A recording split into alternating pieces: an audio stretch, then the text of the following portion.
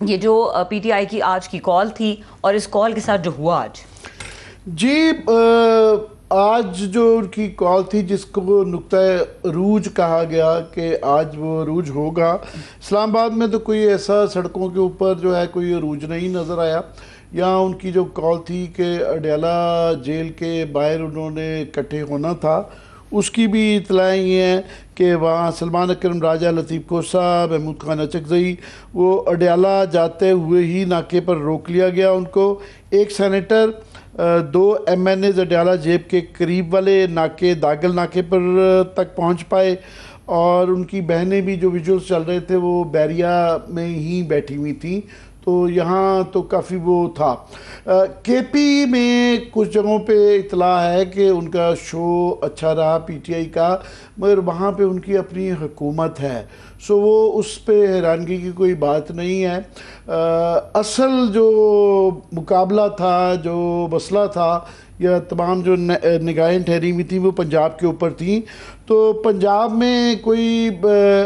इतनी अच्छी इतलाएँ नहीं हैं। जो उम्मीदें लगाई हुई थी PTI ने, वो उनकी बिल्कुल भी पूरी नहीं हुई। मैं सुन रहा था आमिर वीर के प्रोग्राम में, उमैर नियाज़ी जो है वो खुद इकरार कर रहे थे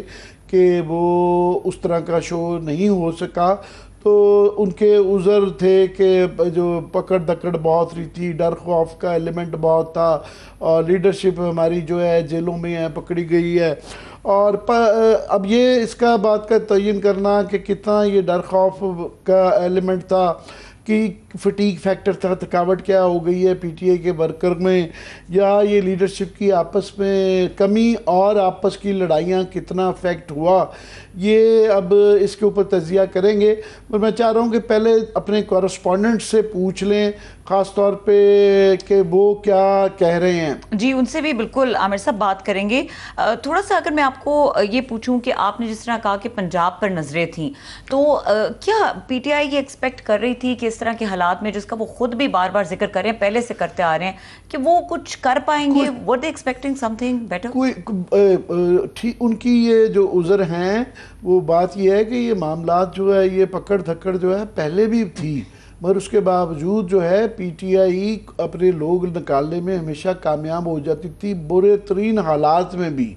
तो इस दफ़ा जो है एक क्यूमुलेटिव इफेक्ट भी आता है ना, वो सारी थकावट, और 26 नवंबर के बाद, और फिर ये 9 मई के फैसलों के बाद, फिर जो लीडरशिप है वो जो है, इसके साथ ही खबरें जो आज भी हुई है कि उसको नोटिफाई कर दिया गया है कि 9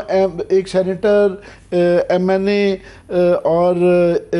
सेनेटर और MPs जो हैं, उनको उनका जो है वो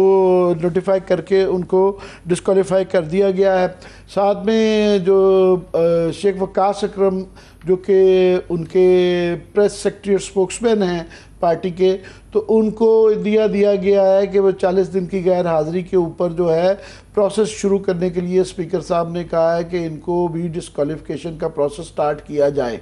तो ये अब ये मामलात जो है, हुकूमत बिल्कुल ज़ाहिर है वो बिल्कुल पीछे हटी नहीं, और ये देखना ये है कि अब ये व्हाट नेक्स्ट, क्योंकि ये बहुत ज़्यादा इसके ऊपर डिपेंडेंस थी PTI की, कि ये बहुत अरसे बाद, 8 महीने बाद उन्होंने कॉल दी थी, और ये इससे पहले भी कुछ ऐसा अभी तक कामयाबी नहीं हुई थी, और आज भी जो मैं समझता हूँ कि नहीं हो पाई है। तो इससे क्या PTI पे असरात पड़ेंगे, तो और मुकदमात का क्या प्रेशर रहेगा, तो ये अब बड़े मैं समझता हूँ कि उनके लिए लम्हे जो है ना, एक फ़िक्र करने की एक ज़रूरत बन गई है PTI के लिए, कि ये मामलात किधर जाएंगे आगे। ये अभी जो है ये एक झटका तो लगा है। अब वो दरमियान में ये भी कहा गया कि ये नुक्ता आगाज़ होगा, तो ये देखना है कि आइंदा आने वाले दिनों में ये दोबारा कोई सस्टेन कर पाएंगे, कोई मेंटेन कर पाएंगे। मगर जो आज की, क्योंकि जो मेन कॉल थी जिसके लिए तैयारी भी थी और उसका वो स्टार्ट भी हो रहा था, तो आज का कोई क्लाइमेक्स इतना अच्छा नहीं रहा PTI के लिए। क्लियरली आप ये कह सकते हैं, सेफली कहा जा सकता है, और इसकी तरदीद PTI के अपने लोग भी जो TV पे आज आए हुए थे मुख्तलिफ टॉक शोज़ में, इसकी तरदीद वो भी नहीं कर रहे हैं। तो मसला तो फंस गया है। एक तासुर ये भी लिया जा रहा है आमिर साहब के पीटीआई जो है वो अपने आखिरी जो कार्ड्स हैं वो भी खेल चुकी है, या ये एक तरह से वो आखिरी पत्ता था जो पीटीआई खेल के और फिर कुछ वैसे तो ये पत्ता किस तरह से था ये मैं थोड़ा समझने की कोशिश करती रही आज पूरा दिन कि क्या एक्सपेक्टेशन थी। ये हालात तो ऑलरेडी सबके सामने थे और इन हालात में किसी भी तरह की मोबिलाइजेशन करना या तहरीक चलाने का आगाज करना या उसको पीक पे पहुंचाना वाज क्वाइट इम्पॉसिबल। नहीं, वो बहरहाल उन्होंने 8 महीने 26 नवंबर के बाद, अब देखिए 9 मई की सज़ाएं भी, 26 नवंबर की भी सज़ाएं हुई और ये उसके बाद से ये एक क्लियरली गवर्नमेंट की तरफ से ये मैसेज आ चुका हुआ था कि जो भी इस तरह की कोशिश करेगा गवर्नमेंट पीछे हटने के लिए बिल्कुल भी तैयार नहीं है। अब ये पता नहीं क्यूमुलेटिव इफेक्ट है, 2-3 साल से आप देखिए ये बहरहाल सिलसिला चल रहा है और पीटीआई की तमाम कोशिश के बावजूद ये उस तरह का प्रेशर नहीं क्रिएट कर पाए। और अब सबसे बड़ा सवाल यही है कि इमरान खान को 2 साल हो चुके हुए हैं और यही कहा जा रहा था कि ये एक इस तरह की तहरीक का जब अनाउंसमेंट की जाती है तो ये एक बहुत बड़ा गैम्बल, एक जुआ भी होता है, क्योंकि अगर ये बैकफायर कर जाए तो फिर उसके रिpercussions हैं कि आगे कोई अगर डर था हुकूमत को तो उनको ये नज़र आने लग पड़ा है कि ये जो इनका पब्लिक का जो डर था कि मज़ामत होगी और उससे मसाइल होंगे, तो ये एक झटका तो आज पीटीआई को क्लियरली लगा है। ऑफ कोर्स जो है ये उनके पास वो ये कहेंगे कि उज़र हैं और काफ़ी हद तक जो है जेन्युइन भी हैं कि पकड़ दकड़ चल रही है, तो बेसिकली उनकी जो स्ट्रेटजी है ये पकड़ दकड़ने की आप कह सकते हैं हुकूमत की कि आज की हद तक जो है वो कारगर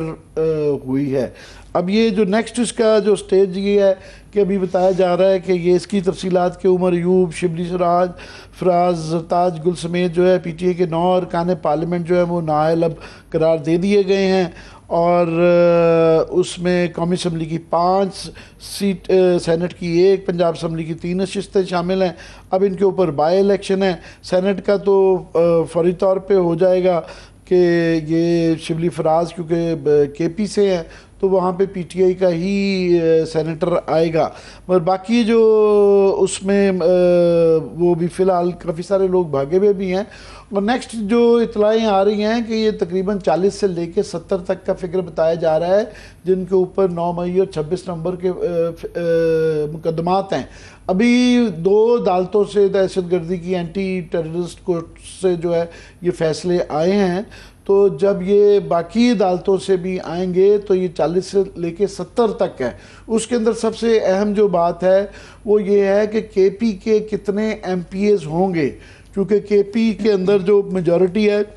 वो 25-30 की अब रह गई भी है बखसूस नशिस्तों के फैसले के बाद। तो अगर बहुत ज़्यादा बड़ी तादाद में, क्योंकि मुकदमात तो बेतहाशा लोगों पे हैं, तो अगर ये इतने ज़्यादा लोग डिस्क्वालीफाई हो जाते हैं तो ये जो एक तलवार लटक रही है जो कि अली मीन गंडापुर के अपने सर के ऊपर भी लड़ रही है, उनके ऊपर भी बेताशा मुकदमात हैं, अगर वो भी डिस्क्वालीफाई हो जाते हैं और उनके साथ और भी एमपीएस पीटीआई के डिस्क्वालीफाई हो जाते हैं तो एक उनके पास जो सेफ हेवन बची हुई है केपी, जहाँ पे सारे इस वक्त उनके मफरूर जो हैं जिनको ये सज़ाएँ हुई हैं वो केपी में ज़्यादातर लोग बैठे हुए हैं, तो वो भी नहीं रहेगी। तो ये सारे मुश्किलात केपी की हैं।